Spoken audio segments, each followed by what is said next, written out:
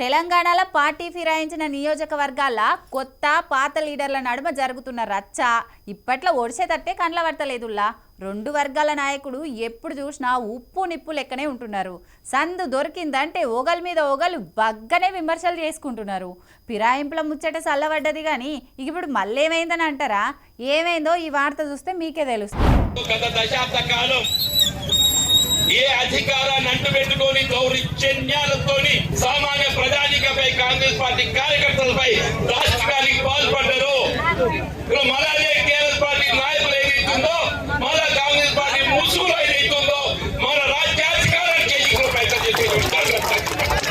రాష్ట్రంలో కాంగ్రెస్ పార్టీ అధికారం ఇది కేవలం కాంగ్రెస్ పార్టీ కార్యకర్తల శ్రమ ఫలితం.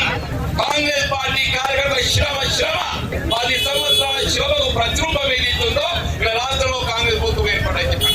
మాజీ మంత్రి జీవన్ రెడ్డి ఇట్లా మాట్లాడే వరకు దీని మీద ఇవాళ కారు పార్టీలకేంచి కాంగ్రెస్ పార్టీలో చేరిన Jagtial MLA Sanjay Kumar sir counter ఇచ్చిండు. కాంగ్రెస్ పార్టీకి జీవన్ రెడ్డి గారు కూడా వేరే పార్టీల నుంచే వచ్చిన సంగతి నేను గుర్తు చేస్తా ఉన్నా. అమ్మాయిని పట్టుకొని ఎల్లకెళ్ళ వచ్చారు, బీఆర్ లెవెల్లోకి వచ్చారు పోయిందంటే అది వారి విజ్ఞతగా వదిలేస్తున్నా. ఎక్కడికి పోయేది లేదు.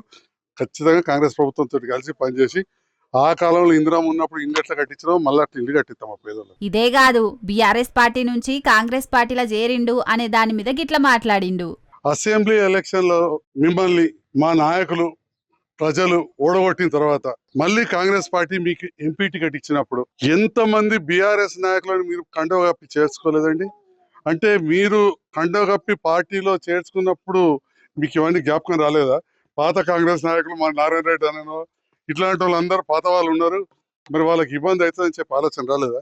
2 ఎంపీలను చేసుకున్నారు, మున్సిపల్ చైర్మన్ చేసుకున్నారు, దాదాపు 20 మంది పైన సర్పంచులు మీకు వ్యతిరేకంగా పనిచేసి నాకు పనిచేసిన వాళ్ళని మీరు మీ ఎంపీ ఎలక్షన్లు అప్పుడు చేర్చుకున్నారు, పిఎస్సిఎస్ చైర్మన్లను చేర్చుకున్నారు, డైరెక్టర్లను చేర్చుకున్నారు, ఎంతో మంది వివిధ కుల సంఘాల పెద్దలు చేర్చుకున్నారు. మీరు ప్రభుత్వం వచ్చిందని చెప్పి మీకు అన్ని రకాల చూసుకుంటామని చెప్పి మీ ఎంపీ ఎలక్షన్లు అప్పుడు మీరు పార్టీలో జాయిన్ చేసుకోలేదా? మీరు పార్టీలో జాయిన్ చేసుకుంటే ఒకటి, లేదా కొందరికి మరి ఇంకా మేము సభ్యత్వం తీసుకోలేదు కానీ ప్రభుత్వంతో మమ్మల్ని కలిసి పనిచేస్తే తప్పు అయిపోతుందా? ఇది నేను జీవన్ రెడ్డి గారు సూటిగా ప్రశ్నిస్తున్నా. అప్పుడు అంతమంది బీఆర్ఎస్ పార్టీ నాయకులను పార్టీలో చేర్చుకున్నారు. ఇప్పుడు ఆయనే పార్టీ మారినోళ్ల గురించి ఎట్లా ప్రశ్నిస్తున్నాడని అన్నాడు.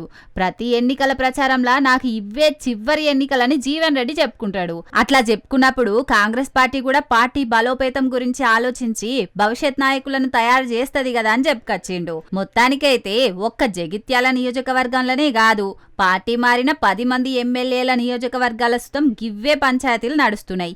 ఎవ్వరికి వాళ్ళే నువ్వెంత అంటే నువ్వెంత అన్నట్టే పోటాపోటీగా కార్యక్రమాలు చేస్తున్నారు. చూడాలి మరి ఈ లొల్లులు ఎప్పటి వరకు చల్లబడతాయో.